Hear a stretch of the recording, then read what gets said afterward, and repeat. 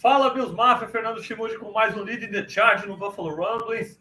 Uma satisfação estar de volta aí com a galera. E hoje com o JSpenceTheKing aqui comigo, que é o grande responsável, tá, pelo Lead in the Charge. Hoje está na rede network aí do Buffalo Rumblings. É o cara que manteve contato comigo aí desde a minha saída lá do Cover One. A gente teve falando por bastante tempo e quando finalmente a oportunidade apareceu, ele não hesitou em nos adicionar à rede do Buffalo Rumblings. Então vai ser um prazer apresentar esse cara aí para toda a Bills Mafia brasileira e latino-americana, né? Para quem não conhece, quem não acompanha ele aí nos vidcasts do Buffalo Rumblings. A gente vai trocar uma ideia sobre Bills de maneira geral. Depois da parte final, depois uns 30 minutos, 35 ali, eu termino em português com as notícias do dia aí, os Bills se apresentando, né, para começar os trabalhos. A gente vai falar um pouquinho disso aí. What's up, James? Thank you so much for being here, man, and to be introduced to the Bills Mafia in Brazil. I'm excited to be able to do so. Yeah, man, you got a good following out there, and it's been nothing but great things since you've joined the Buffalo Rumblings family. So I haven't had a chance to do this on the same show with you, but man, welcome to the Buffalo Rumblings team and the family. You've been doing a great job. I can't wait to see how things go during the season, man. Thank you so much, man. I'm really excited, and it's been really awesome to be part of the family and enjoying it a lot. So today the Bills were back at One Bills Drive, right? We could see the guys getting back to work. It's still voluntary, but according to Coach McDermott, it's around 90% of the team is there already working. And so it's good to see the guys back at One Bills Drive. Time's flying by, and we can't get quick enough to the season, right? Man, tell me about it. It gives us all something to talk about other than BS rumors and drama. Yeah. You know, like this allows us to actually talk about football again. So it was very good to see Von Miller back at practice. It was good to see Micah Hyde there. I know Josh Allen mentioned that Stephon Diggs wasn't available today, but that's okay. The voluntary workouts, you know, some years we have 100%, some years it's 95, 90, but I think this team is still just as tight. So I don't think the 90% that should make anybody worried at all about the chemistry of the team.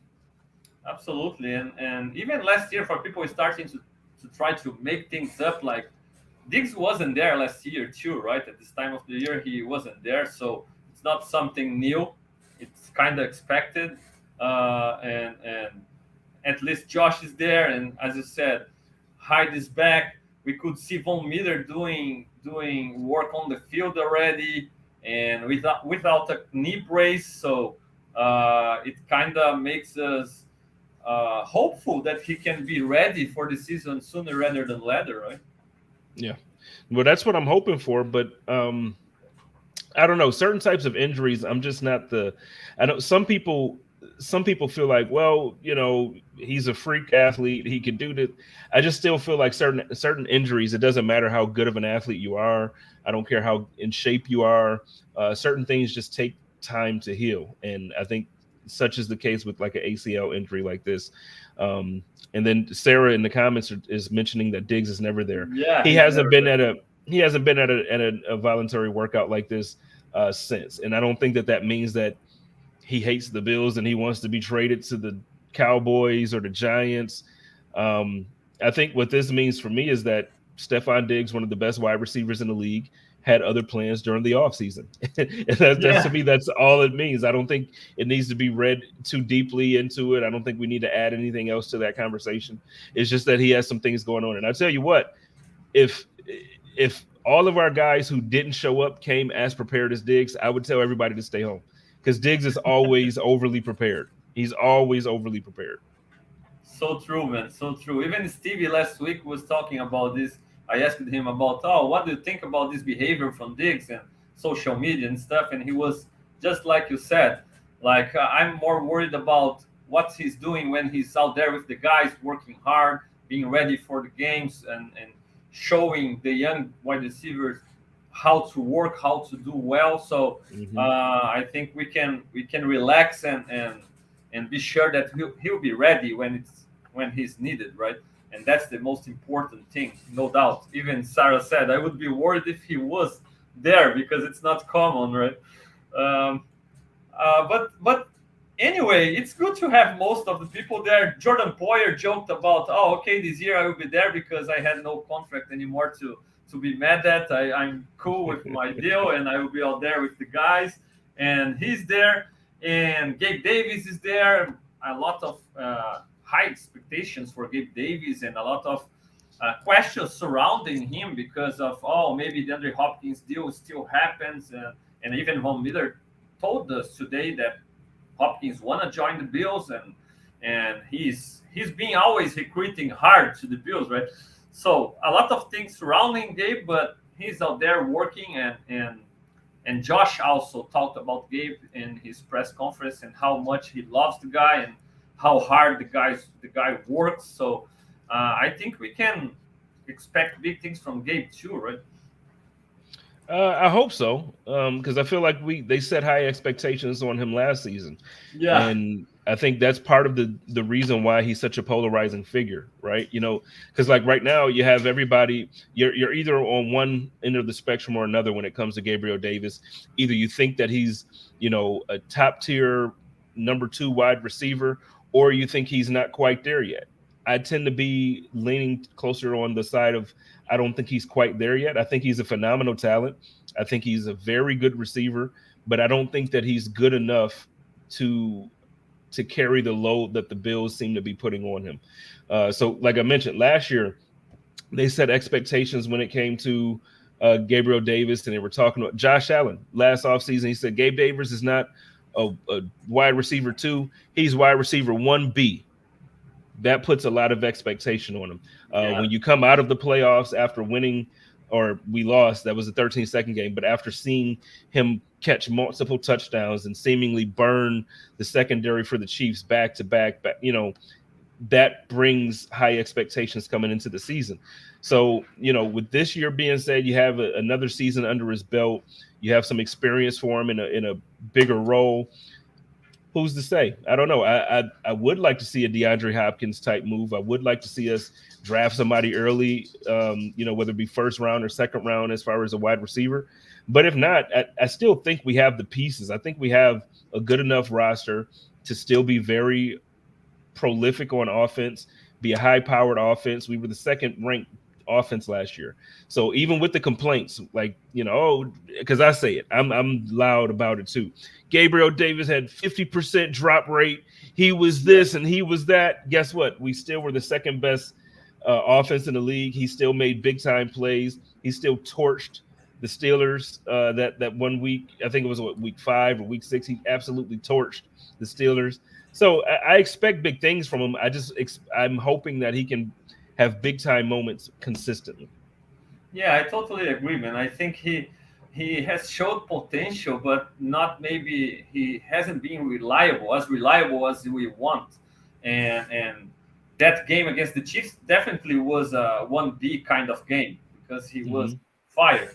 But you'd expect a guy like a 1B guy to make that.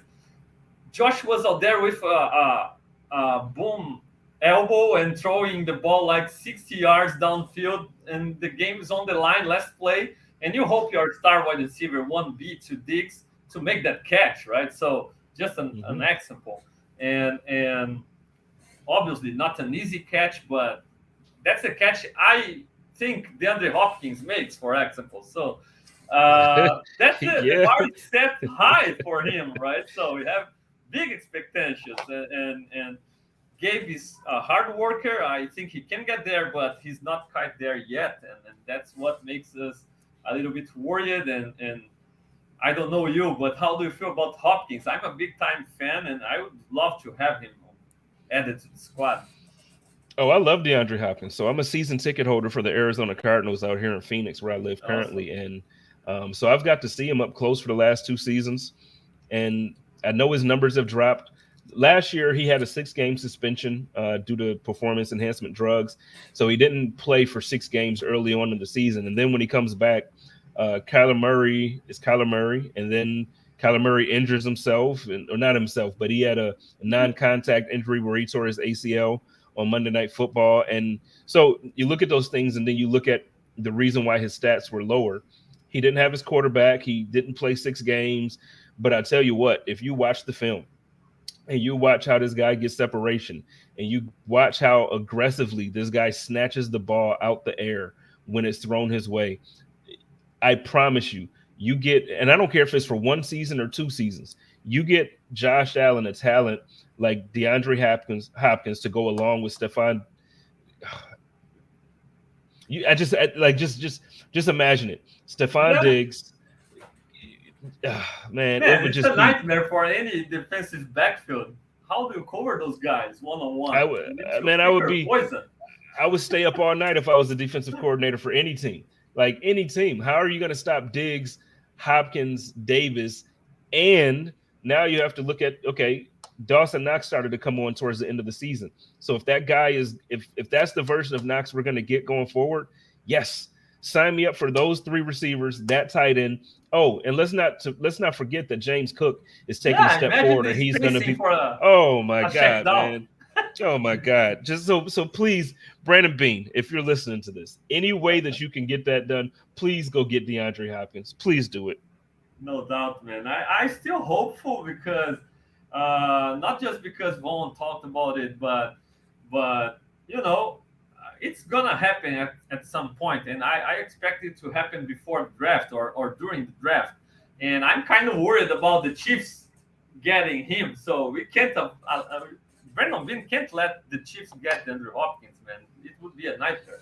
So I get it that you can't overpay and you need to deal with the money, but man, figure it out and find a way to bring the guy in because it would make this offense unstoppable. And like you said, I don't care if just for a couple of years, man, the window is wide open. We gotta get there, right? And it's not like our former second rounders have been killing it, like Epineza and Bastion and Cody Ford and the guys. So if you gotta send them a second or something like that, man, I would really consider it because Hopkins isn't the kind of guy who's available every day, man. I think it's a no-brainer in my opinion. I'm with you. And I'm reading through some of the comments here, and our friend Alice says that besides Allen and Diggs on offense, the Bills are average on all their levels. Considering that Von Miller and Hyde came from injury, Beane needs to go all in and give Josh Allen some more elite tools. I would agree. My only rebuttal to that. So this is where I play devil's advocate. Okay. So I agree. I do think that we need more weapons. But a moment ago, I just got done telling you that even with the 50% drop rate for Gabriel Davis, even with our running back room not being a top running backs room when you take out Josh Allen's stats, even with Dawson Knox not being one of the best tight ends for the first half of the season, and even with, I can keep adding on those points. And then you take a step back and you look at it and you look at the grand scheme of things. The Buffalo Bills were the second best offense in the entire NFL. So I can't call them average because it's not like Diggs. He had a great year, but it's not like Diggs had a 2,000-yard reception. He didn't have the season where he's breaking every record. So we were number 2 in the league because he had 15 receiving touchdowns and 2,300 receiving yards. That's not what happened. What happened is even with the drops, even with Isaiah McKenzie, and even with, us bringing Cole Beasley back late, the Buffalo Bills figured it out. So that's why I'm cautious. I kind of pump the brakes on people when they say, oh, well, I didn't like Dorsey. I wanted Dorsey fired. Well, Dorsey wasn't the problem. Could Dorsey have improved? Absolutely. I think he could do some things that will put the players in better situations to succeed. But how can you say it wasn't a successful year when your offense was top 3? You had a rookie offensive coordinator. Come on, right? I have no problems with it.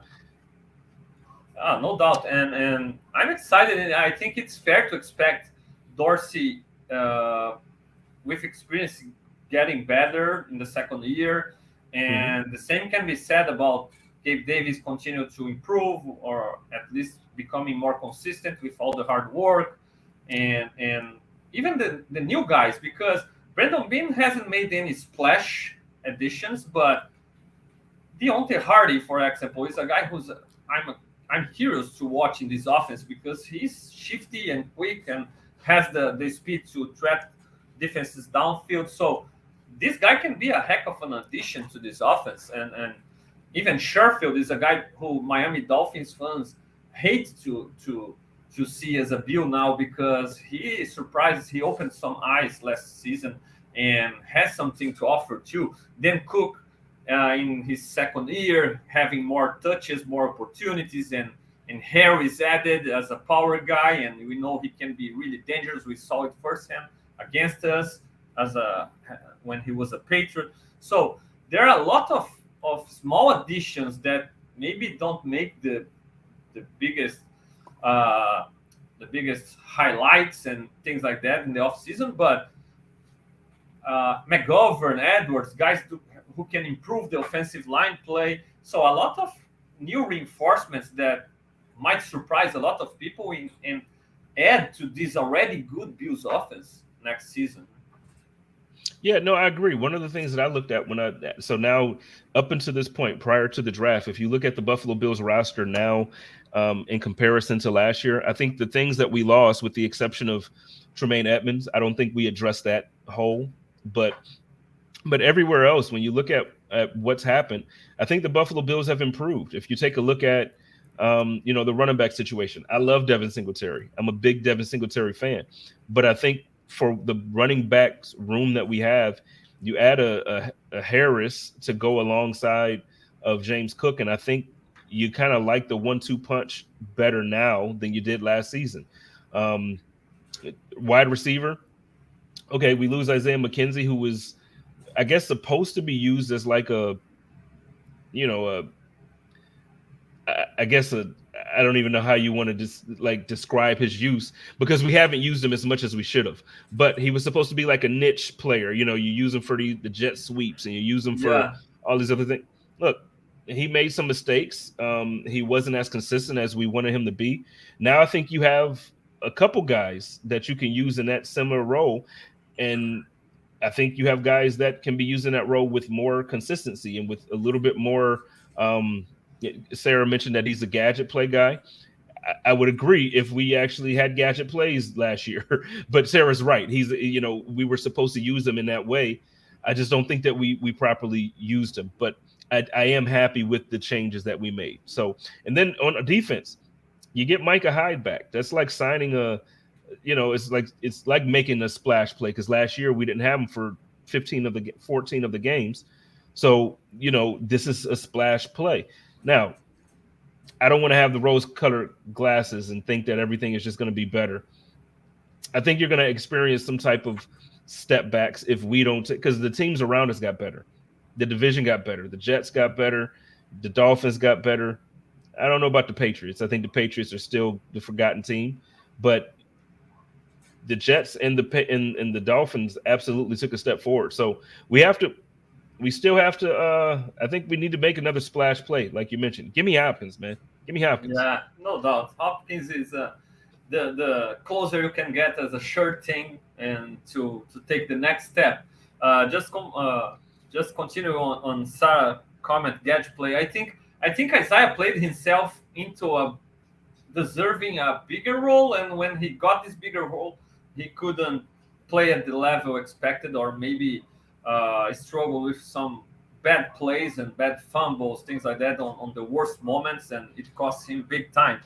But I think Deontay Hardy can be an upgrade there, and obviously a big question mark for him is can he stay healthy all season long, because he's a small guy and who knows. But I think Beane has made a great job filling the needs with people who might not be stars, but they can get the job done and can at least set a floor. Like you said, Edmonds wasn't replaced, and today McDermott said again, you can't replace a guy like Edmonds with that size, that speed, that the person he is, the leader he is, the time. If we get back in the day, Kyle Williams was passing the torch to Tremaine Edmonds in team meetings and things like that since his rookie year. How do you replace that? It's impossible, right away. But you have AJ Klein back, who obviously is far from being the a linebacker at Edmonds level, but that's a guy who knows McDermott's defense for a long time, right? So he can establish a floor if Bernard, if Dodson, if Spector can improve or can take advantage of the opportunity, and you always can add via draft. So I think all around the roster, Beane has done this job, adding people, adding guys who can set a floor, a decent floor for this team, and even surprise some of those guys, the young guys especially. It's fair to expect them to step up and to play at a different level. We are kind of used to see them playing. Yeah, no, I hear you. I don't know if I'm as confident as you in AJ Klein. I'm confident in Bernard's taking a step. I'm not a big AJ Klein guy, but I think he sets the floor. The bare minimum you can have there. I think AJ Klein can give it to you. See, so I'll be honest. I like that. I like that outlook, and I like that perspective. But I don't have the same optimism. I'm not Bernard. I'm not a fan of. I'm not a fan of Klein. I'm not a fan of. I feel like one of my critiques about Brandon Beane that as of late that I've been kind of vocalizing is that I think he's done a great job since he took over, right? So he fixed the contract situations that we had, like bad contracts we were in when we got here. He knocked the first draft out the park, like phenomenal draft. But then I think over the last few seasons, he's basically tried to go bargain shopping in the draft where he'll get players that maybe are bigger projects than what the Bills need. And when you have a window, the type of window that we have with Josh Allen and the team that we have, I don't think that you look for those type of players at that point. I think the difference that separates us from teams like the Chiefs draft guys that they can plug in and play. They draft guys that they don't like. Yeah, you still have to develop guys. But last year in the Super Bowl, every single rookie played a key part of that game. There were games all season last year where we didn't see our first round draft pick. He wasn't even active. There were games that we didn't see our linebacker that everybody and you have some faith in him. You think he's going to be good, and I hope so. But we had games where, I get it, we had Tremaine and we had Matt Milano, but you had games where he wasn't even active. Yeah. So at this point, I'm looking forward to this draft because I want to see Brandon Beane draft guys that are going to make a key difference this year. I don't want guys that he's going to have to develop for 2 or 3 years. We have enough holes now at this point that it's time to plug and play. The defensive line that he's drafted, he has a ton of first and second round draft picks on that defensive line. We can't get to the quarterback without Von Miller. We are one of the worst teams in the league at getting pressure on the quarterback when Von Miller was injured. So for me, it's like I said, I hear you. And as far as the linebacker position, like, okay, we got the floor with Klein and I hear you. But we need to stop with this bargain. Even with wide receiver, think about it. We got Khalil Shakir last year. I love Khalil. Love Khalil. However, we barely played him. We barely gave him an opportunity to see what he can do. So you're looking at Brandon Beane and we're giving him all the praise for all of these great moves that he's made. But then it's like, wait, we had a hole. So, let's go bring Cole Beasley back because we need a slot type receiver. We need help in the slot. Why haven't we used the rookie that we used draft compensation on? So now you get what I'm saying. So it's like this. Yeah. We let go of Isaiah Hodgins. He goes to the Giants. He's catching touchdowns in the playoffs. True. And don't you think, because when I think about those things that you're saying, that takes me directly to Sean McDermott and his staff, because as a young player, you gotta have confidence, right? And sometimes, okay, there are some guys who have those confidence coming from inside, no matter what. But there are a lot of athletes that need those coaches giving them confidence early on and like cheering them up and trusting them big time so they can learn from their mistakes playing on the field early, and maybe you can be rewarded later on the year on the playoffs. I think the Bengals, the Chiefs, they have done that. They have played their guys early, and like you said, in the last Super Bowl, their linebacker, I forgot his name now, but the second year linebacker, big time. He played. He was, man, that guy was the Super Bowl MVP in my opinion. At least during the stretch that the defense could do something, and he was a second year guy, second round pick, and played. Not he wasn't a starter in the first year, but second year he was a starter all year long, and he played his best game on the Super Bowl and was a big time piece. Like I said, I think he was the MVP of that game, and we just like you said, we see too many times our rookies on the bench or even not active, needing to earn their playing time. And I get it. I understand this side of the Sean McDermott thinking, but at the same time, man, you're drafting the guy early, and let's take Elon and Dane Jackson. Dane Jackson dreams he could be the 80% of the athlete that Kyrie Elon is, right? Dane Jackson doing everything all right, playing perfectly, technique-wise, schemes-wise, communication-wise. He still can't do what Kyrie can. That is line straight up ahead of Tyreek Hill and challenge top talent wide receiver in the NFL. So I'd rather live with his mistakes week 1, week 2, week 3, and have the reward in the playoffs instead of playing Dane Jackson because he's a great pro and a great guy and knows the defense and things like that. But when you really need, Kyrie Elon has the potential to give you that, and unfortunately, Dane doesn't have it. So I think it's more on the coaches than on being on not giving more confidence to those guys early on and making them struggle on the field and earn their playing time on the field and maybe succeed this way. Well, so for me, the thing is, because everything you're saying is right, but the thing is like, why as a coaching staff or why as a front office do we not have the trust in our rookies or our younger players? Because you mentioned Kyrie Elam. I think, honest to God, for the playoffs, so for the 2 games in the playoffs and that last game in the season there, Kyrie Elam was probably our best defender.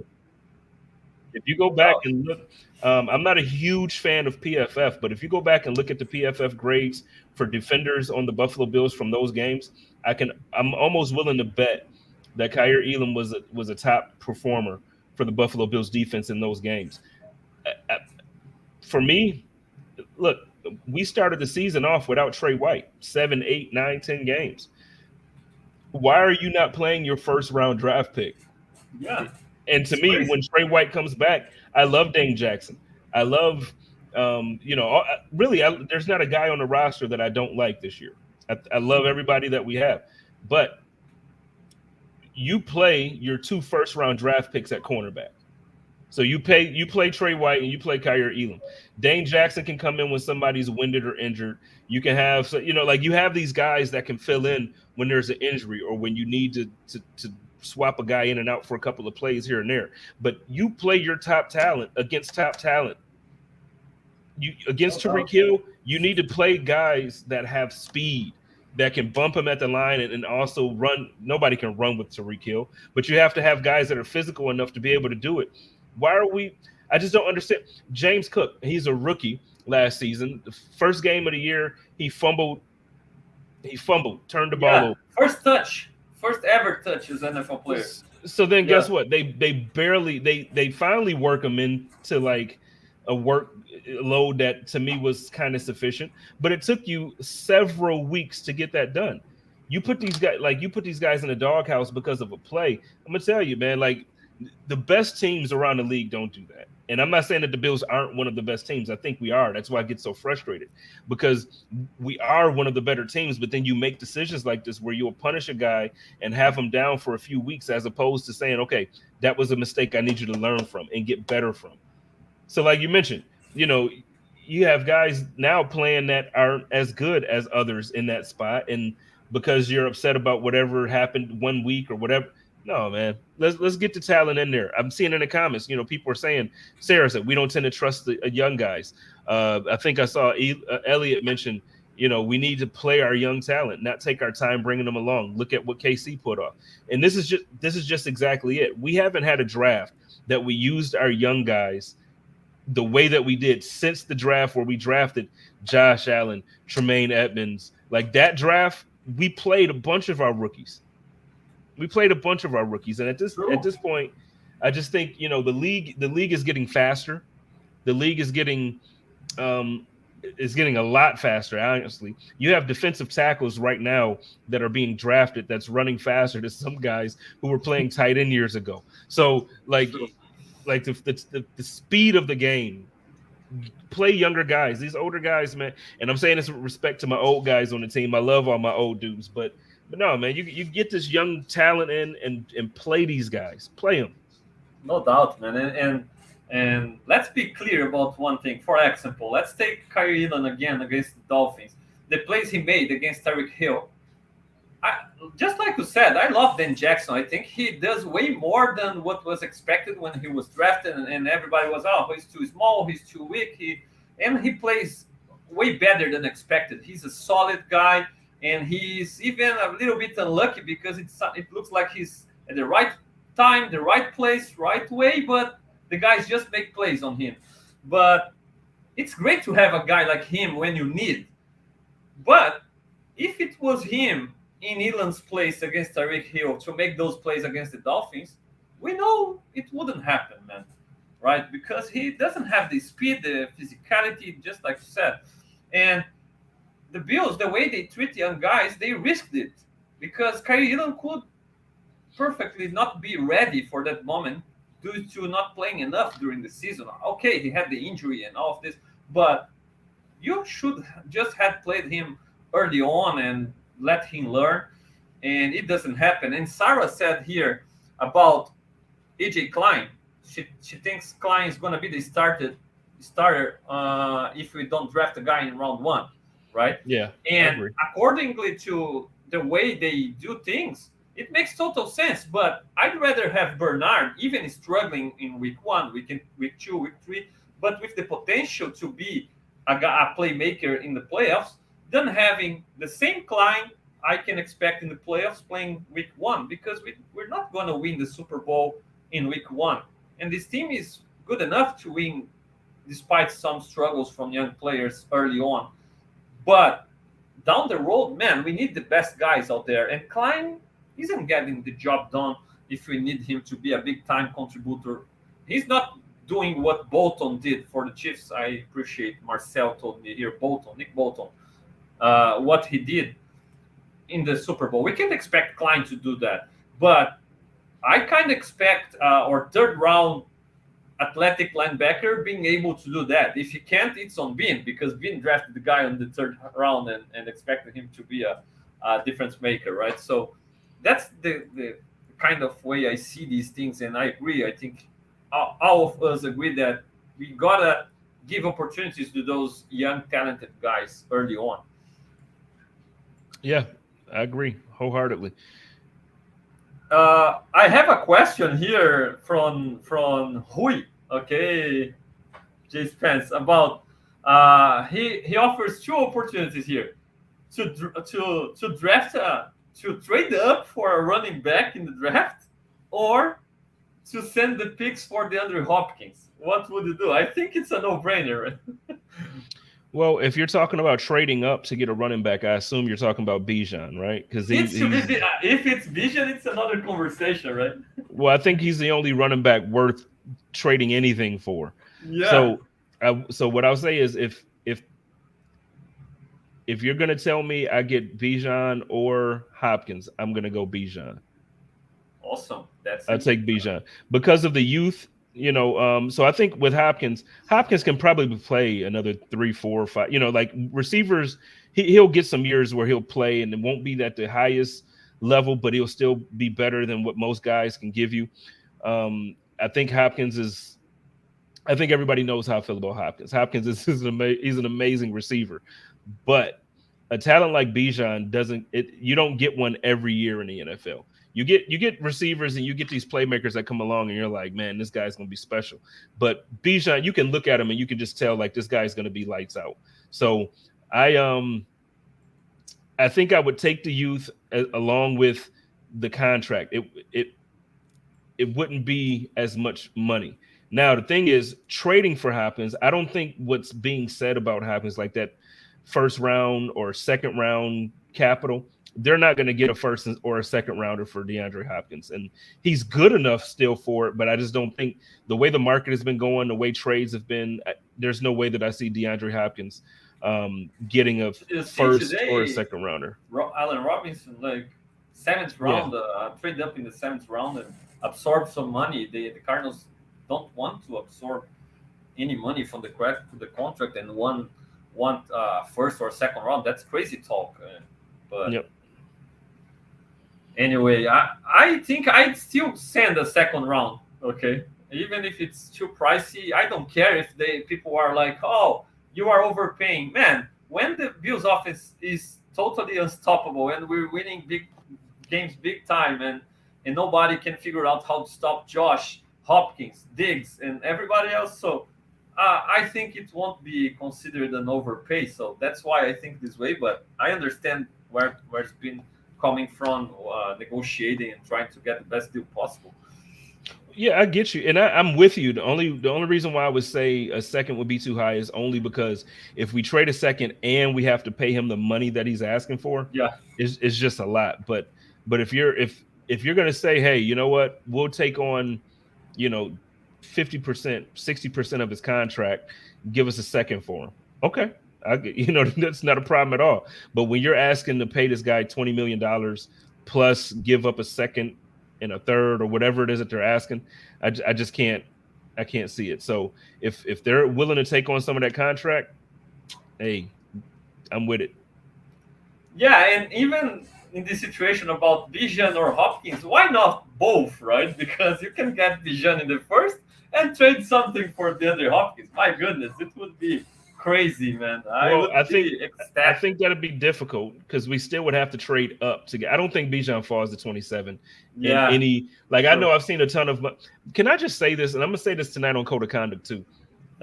Stop asking me to do mock drafts. I don't do mock drafts because they're unrealistic for me, and the things that I want, I'll figure out how to do it in the mock draft, and then I'm more disappointed on draft night because Brandon Beane doesn't think like me. So stop asking me to do these because I'm telling you, man, I'm with Fernando. You give me Bijan, I'm gonna trade up in the first round to get Bijan. Then I'm gonna trade my second rounder for Hop. I'm gonna make sure they're paying probably 60% of his contract. Third rounder, I'm gonna trade, and I'm gonna get a. You know what makes me mad? Because I'm talking about all of this. You see how the Giants went and got a tight end that's a superstar for like a 4th round draft pick? Why can't the Bills do something like that? Yeah. Why can't we go get? Why can't we do something like that? Go give me Darren Waller for a 4th rounder, then trade your second for Hopkins, and then trade up in the first for Bijan. Give me that. Yeah, and put the guys who we already have. Being already put some floor guys to fill the roster, and come on, McDermott is the defensive coordinator now, so earn your money, man, and make that defense play well with the guys you have. You have some talent there, and add those superstars guys to the offense and be unstoppable. It would be awesome. Here, in the moment talking about we don't draft wide receiver too early. You think we add the Hop then? I think that's a possibility. I think the draft day is gonna be huge for this conversation because that day Beane will be the right idea about okay, we're gonna be able to add Hop or not, and then make the decision. I think wide receiver is pretty much in the consideration in round 1, and Beane said today that they don't have a lot of first round grades on guys. It's like around 18 guys on first round grade, 15, and we are picking 27. So it's not looking really great for talent or first round talent at 27. Uh, I would trade easily, man. Now, who are the wide receivers do you think could come in and challenge Gabe for a one wide receiver two spot? Um, I think Zay Flowers is a name that we hear a lot. Yeah, Um, I think there's actually quite a few. Sarah has a draft crush on a couple guys. I have a draft crush on a couple guys. But for me, I just thinking the way I feel that Brandon Beane typically operates. I just I'll be pleasantly surprised if we pick a wide receiver in the first round. I would love for us to. I would love for us to. But just knowing Brandon Beane the way I think I do, I think we go offensive lineman or defensive lineman. I think as much as Bills fans don't want to hear it, I think we go D lineman or offensive lineman in the first round. man. I don't know. I just can't believe that we're going offensive lineman because the way Bean and today McDermott still talk about Spencer Brown. I think Spencer Brown still is just like their first round rookie, in their eyes. Like they love the guy and they always talk Yeah. about how he lost.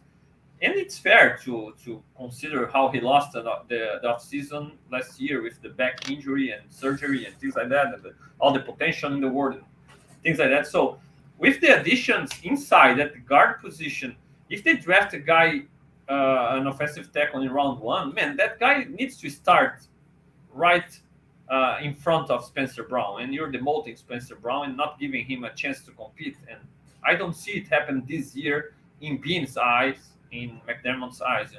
So that's why I'm taking tackle or offensive lineman out of my first round prediction.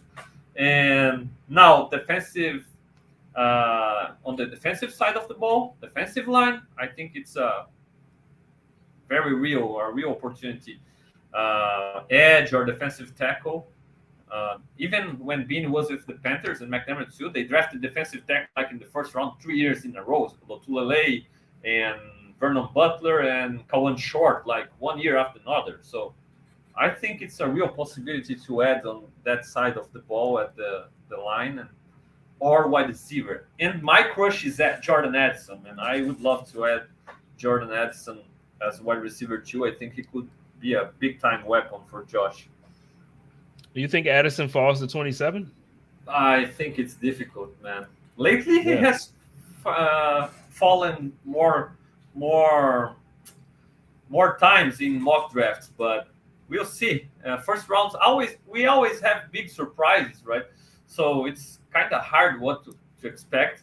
I understand when you talk about mock drafts and you say, "Don't ask me to do so," but then you can direct them to next Tuesday when I'm gonna have my last mock draft before the draft. Okay, so Yeah, you want I'll mock tell them. draft? Go to the leading the charge on Tuesday, Fernando. Yeah. Gotta get you covered there. Okay. Yeah, no, don't ask me. Ask Fernando. Yeah, Go perfect. check out the Leading the Charge mock draft next Monday. Because if you ask me, you're not gonna get the draft you want. But I will tell you, because I'm agreeing with everything that you said.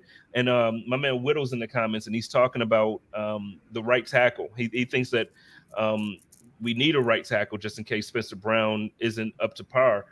I tell Yeah, you, I'm gonna double down on what you said. The team loves Spencer Brown, man. Like, and I think for good reason. I know he wasn't up to par in certain ways. I think a lot of that, if not all of that, can be attributed to the fact that he did have that back injury and the surgery and the recovery just didn't go the way that they had hoped or expected. But I personally, man, I think if we get a healthy Spencer Brown, I would be willing to bet that if we get a healthy Spencer Brown, we're going to have one of the best offensive lines. Now, obviously, you need guard play, but if your tackles set those edges properly, I just think that the line just exponentially looks better. I think Deion Dawkins is still that guy for the left side. I think I really think Spencer Brown is going to be okay. I really do. Now that could be the rose colored thing where I was talking about seeing everything through rose colored yeah, glasses. But no, I think Spencer is not going to be the problem that a lot of Bills fans think that he is. yeah, no doubt. I would be way more comfortable with another guy really challenge Spencer Brown, not Kissenberry and guys who are competition, but not really. So, but I think the way they talk about him, I think he's getting his shot again, at least this season. And so, this guy who Silas mentioned here, I see this guy being drafted in the second and in the third round, being told today, oh, a second round pick in this draft isn't a guy who's going to start for you probably, but maybe down the line or in year two, ideally. So I see they going right tackle or in the second, the third round, adding a guy to compete, to be prepared for next season, because then you can make decisions. If Spencer Brown goes well and establishes himself as a right tackle, you got to start thinking about the Dion Dawkins getting older, and then you got to see how the inside guys play and maybe move a guy there. Cromer talks all the time about, oh, I like my young offensive linemen being able to play all around the line, so you can have opportunities to play the five best, and they got to learn how to play inside, outside, both sides, things like that. So I see they drafting a tackle maybe second, third, middle rounds, but not in the first right now. I'm not sure about. I just don't think they're gonna draft a guy in the first to sit behind Spencer Brown early on, and the way they really have high expectations for him. If they draft him, if they're drafting a right tackle in the first round, he's gonna be starting. No doubt. No doubt. Yeah. Like Darnell Wright, those guys, they want starters in this offense. No question. Silas even mentioned Quisenberry as the only legit tackle depth we have right now. I think one will be drafted, just not in the first round. That's my guess for this situation. Any other draft crushes, Jay Spence, on the defensive side of the ball, maybe, or not talking wide receiver? Other guy that you might look at and, oh man, this guy as a Bill would be awesome. I don't have anybody in mind per se, but I will tell you, I do hope that they also draft maybe round 5, round 4, draft a safety. Because you do have Jordan Poyer back, you do have Micah Hyde back this year. We signed Rapp, which is a great signing, but you still want to have another guy that you can develop while we do have Jordan and Micah here. Let them soak up some of that knowledge and some of that wisdom from those guys, and that way when Jordan and Micah decide to retire, you have a plan in place. Because right now, if we would have lost out on Jordan, man, it would have been a really rough offseason this year if he didn't sign back with the Bills. No doubt. And it's great to have him back. And even if you consider the contracts, Hyde is in his last year of his deal, right? And the new deal for Jordan Poyer it's a 2-year deal, but you can get out of here if you want next year. Like, right. If they see maybe they aren't the same anymore, we gotta move on different direction. You can do it both ways with Hyde and Poyer next season. So to have a guy learning behind them early on, it would be the ideal situation. Yep, that's awesome. To me, that would be ideal. Yep. Yeah, no doubt. And about the linebacker, would you spend your first round pick on Jack Campbell maybe to replace Edmonds? Do you see him a guy who can do what Edmonds did and things like that? What do you think? No, I think if the Bills spend their first round draft pick on a linebacker, I'm going to be highly upset. I think second round, if you grab one there, fine.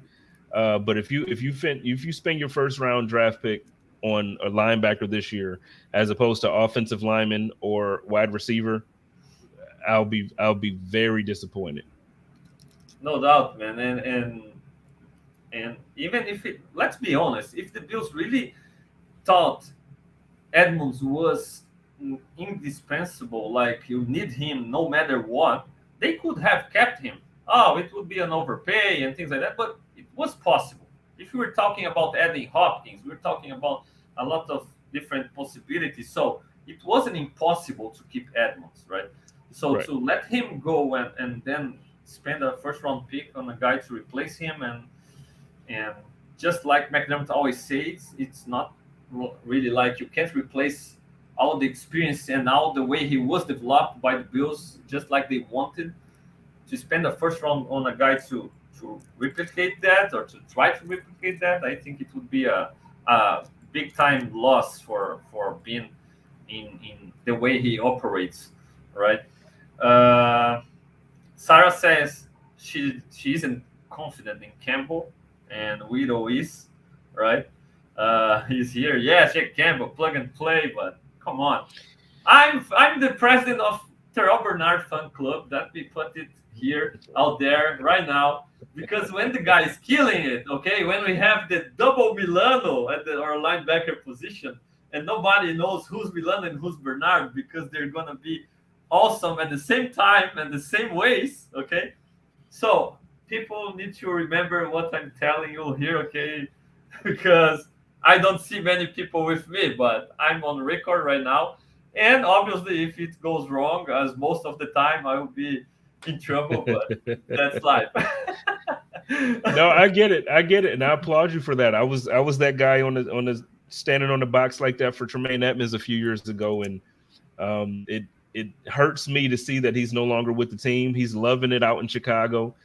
He's going to have a good time out there, but I would have loved to not have this concern going into this draft. I would have loved to not even have the conversation about who we're going to draft or how are we going to replace Tremaine Edmonds' production. I think it's very difficult first to understand what Tremaine Edmonds had to do, and I think it's very difficult to replace him. Like I just think a lot of fans looked at Tremaine Edmonds and thought that he wasn't as good as he is. And it's unfortunate because, I think there's a lot of critique and there's a lot of conversation that happens surrounding Tremaine Edmonds that's unfair. Tremaine Edmonds is a very good football player. And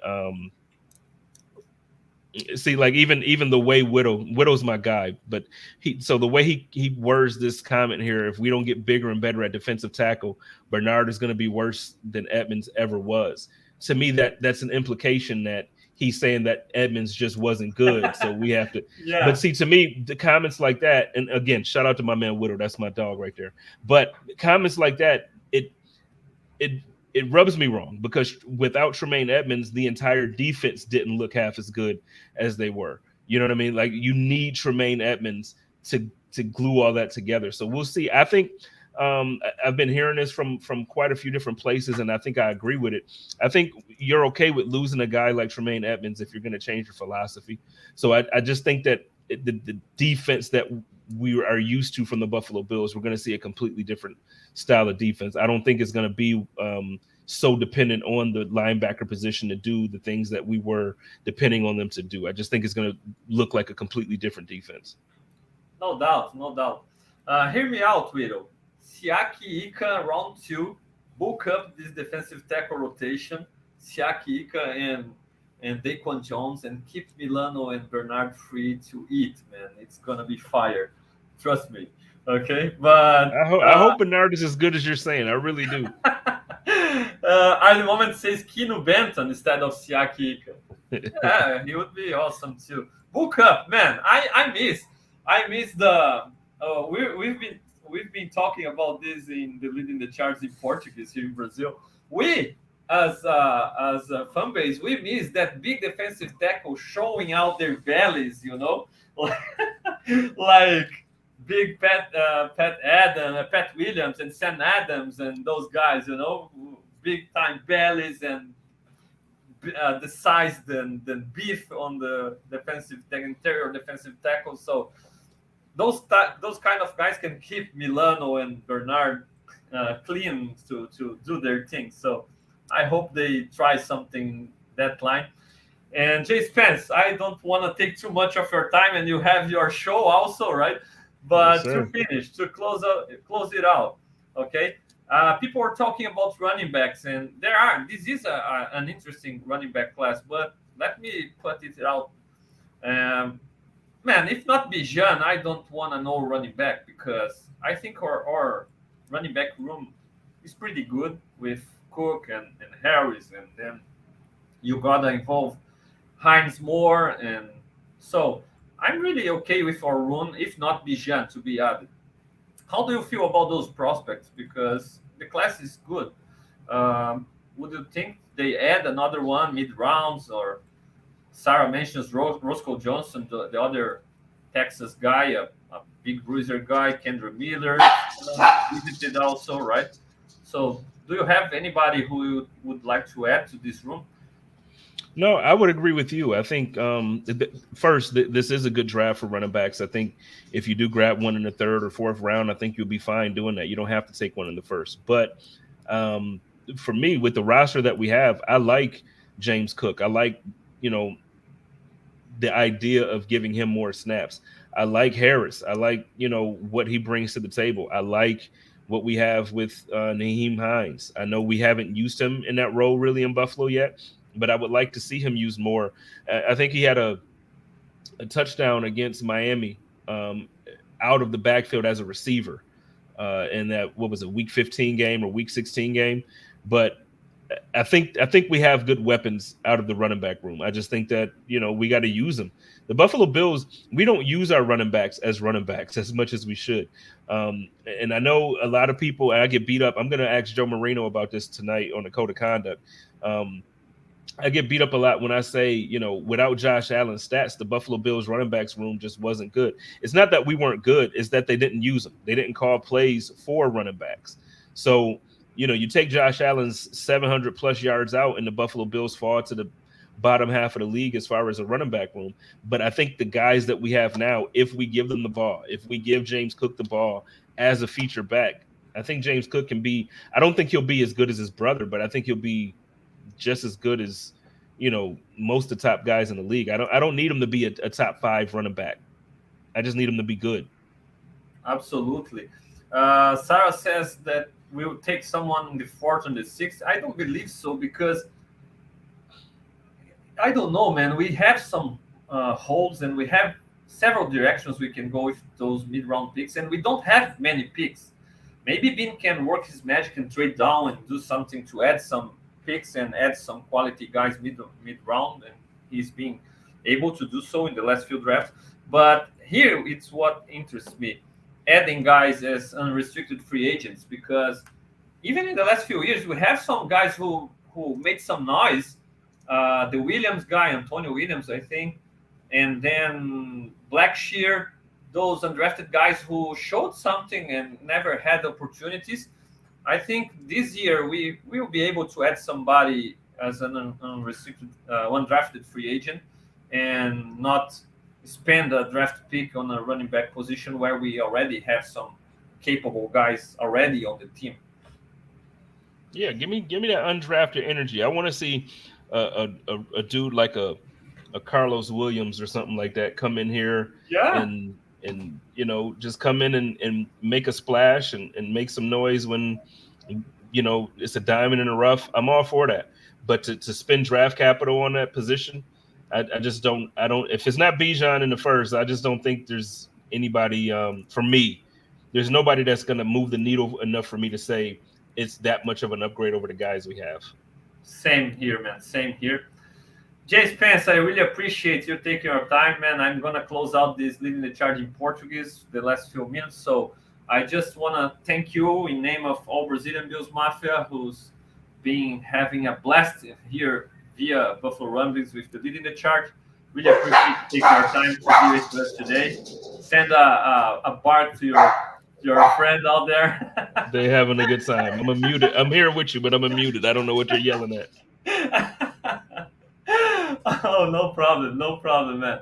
Really appreciate it, and the doors are always open here for you and all people from the Rumblings family.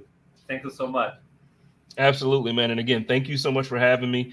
And listen, I appreciate you and everything that you've been doing since you've joined the family. Keep it up. Keep up the good work. Everybody loves everything that you're doing, man. And you know, you're really helping to bridge the gap between us and our fan base. From really, I don't want to just say a Brazilian fan base, because there's so much more. You have so much more. So thank you for everything that you're doing, man, and the eyes that you're putting us in front of. Thank you so much. Talk to you. All right. Take care. Peace. Take care. See ya. Go Bills. Go. Aí, gente, o first of all, I want to say thank you to everybody, to our American brothers and people who's following the Leading the Chart in English. I'm going to continue a little bit in Portuguese to close it out with people from Brazil and Latin America. And just I told JSpenceTheKing next Tuesday, my final mock draft in English, totally in English, okay? On Sunday, I will be here with some friends, some Brazilian friends, doing our final mock draft in Portuguese. So I have 2 mocks coming out, one on Sunday, one next Tuesday, and you are all invited to join and help me. I felt like the last mock draft, I tried a different direction, traded back and drafted the guys, but I was feeling like, oh my goodness, that's the worst mock draft ever. But no, I ended nice with Macy Smith and adding some guys mid-round. But next Tuesday, okay, one more mock draft before the real one, and you are all invited. You all can join and opine, and it's going to be a pleasure to have you with me. I'm going to continue in Portuguese for a bit and close it out. Thank you so much. Go Bills! E é isso, galera. Então, né, uma horinha aí de resenha com o Jay Spence, né? Que foi o cara aí que realmente batalhou bastante para trazer o Leading the Charge para a família Buffalo Rumblings, interagindo com a galera no chat também, passando de 1 hora aqui, vai ficar complicado para mim traduzir todo esse conteúdo agora que a gente trocou essa ideia, uma resenha bem legal, bem boa mesmo aqui. Então, assim, falamos bastante sobre draft. O Jay Spence está comigo, que é ou bijão ou nada, na posição de running back. Né? Até a Sara comentando ali, a Sara que em breve deve estar com a gente aí, algum Leading the Charge também.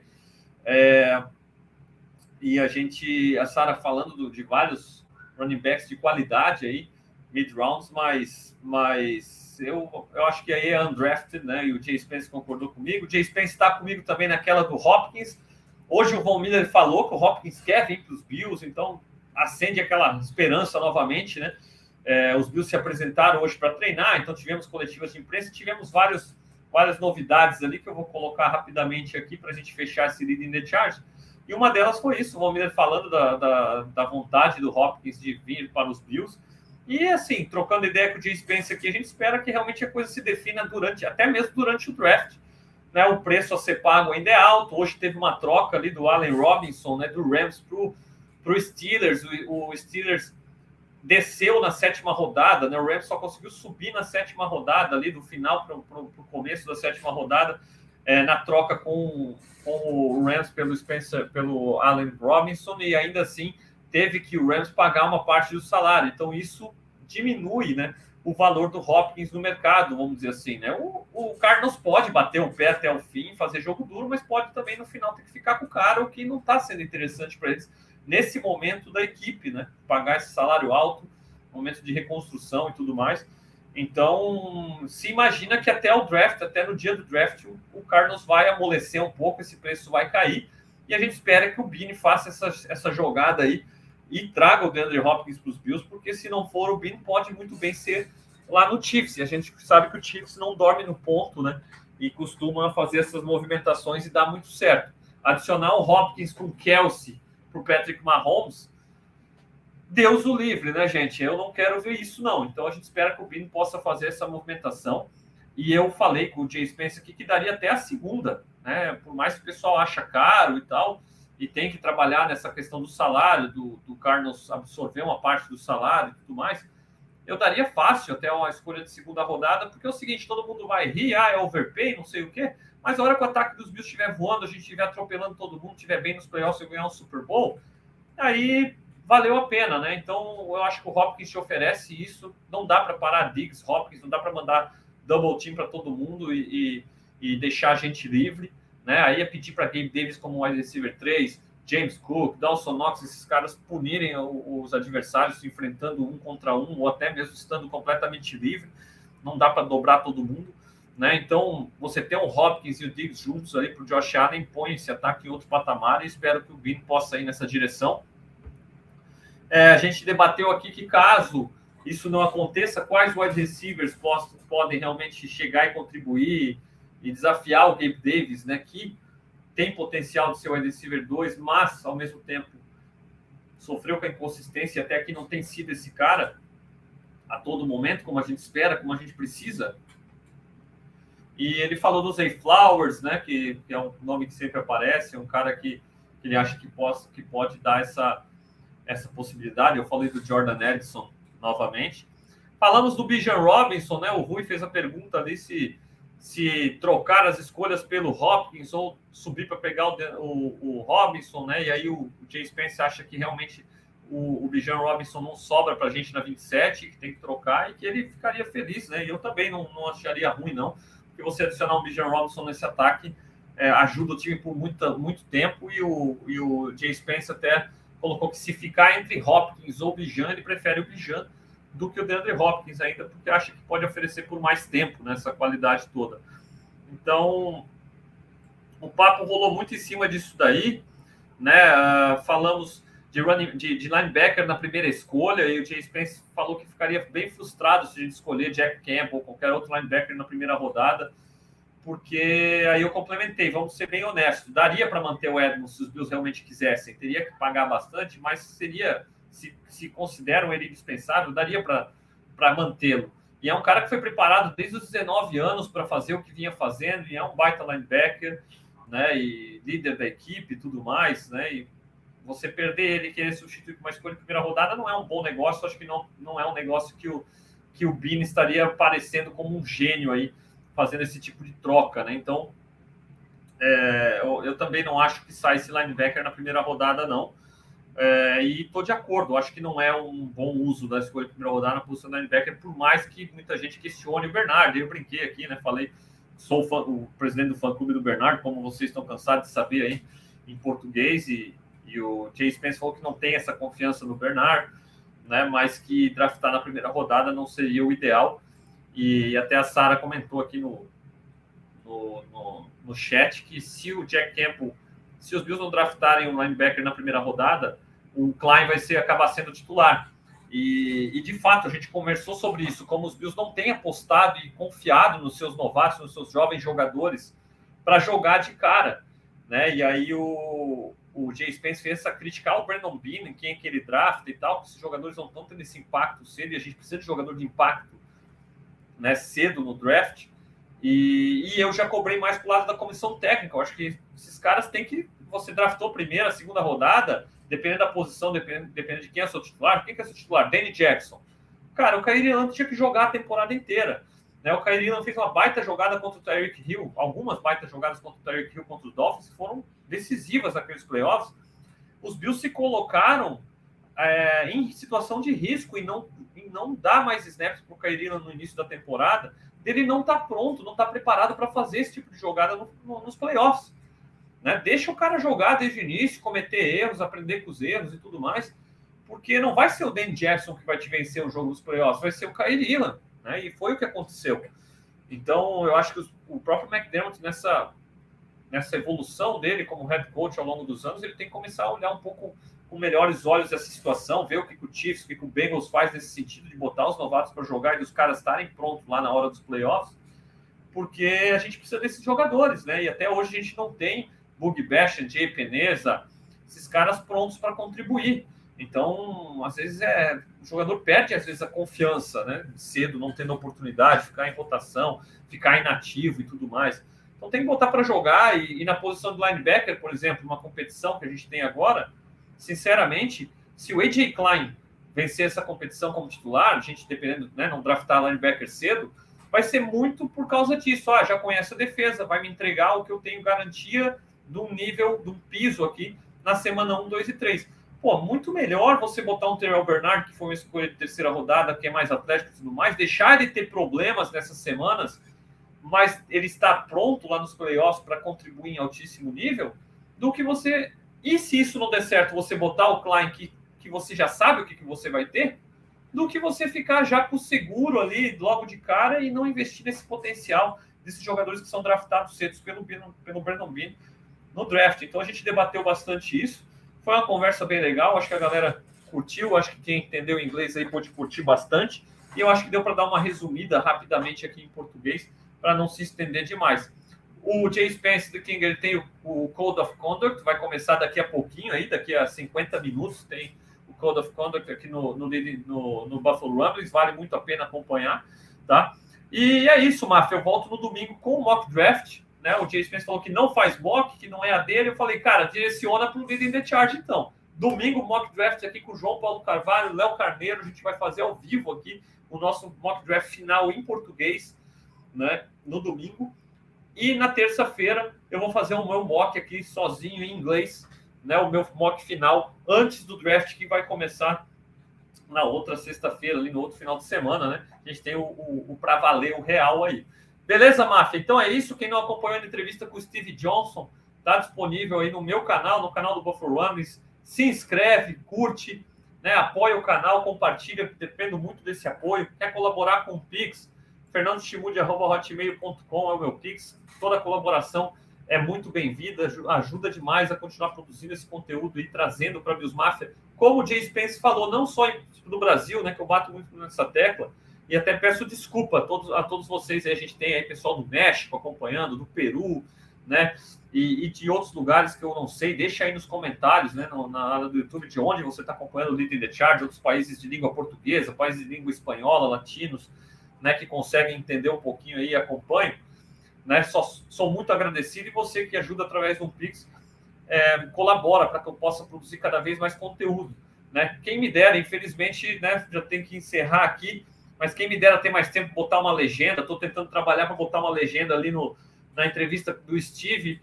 Levei 1 hora para legendar 2 minutos de vídeo, quer dizer, eu preciso de tempo para poder me dedicar mais, né, para o canal e produzir mais conteúdo, né? E você que apoia realmente me ajuda bastante. Qualquer valor é muito bem-vindo, ajuda bastante. Não posso, não quero, pô, deixa seu like, se inscreve no canal, né? Eu tenho 301 inscritos no meu canal pessoal nesse momento. Pô, eu preciso de pelo menos 1.000 para poder monetizar o canal. Então divulga para que a gente se inscreva no canal e possa chegar nesse ponto, né? Para que não precise ficar aí pedindo também ajuda do pessoal para o Pix. Né? Se inscreve no canal do Buffalo Rumblings, divulga cada vez mais aí o Leading the Charge para que a gente possa estar crescendo, alcançando a Bills Mafia em toda parte aí, e a gente possa estar produzindo um conteúdo cada vez mais legal. Beleza, Mafia? Então eu fico por aqui, né? A gente volta no domingo para fazer esse mock. Os Bills estão de volta, né? Lá no Bills Drive. Eu estou dando retweet em tudo aí que sai de notícia, dando alguns pitacos, alguns comentários lá no @Fernando Schmude no Twitter. Então segue lá, vale a pena. Fazendo alguns planos, alguns projetos aí para cada vez estar se dedicando mais, mas conto muito com essa ajuda e com essa colaboração de vocês. Muito obrigado a todos. Até domingo com o próximo Leading the Charge, com o mock draft final em português e aí na terça em inglês. Grande abraço, até a próxima. Go Bills!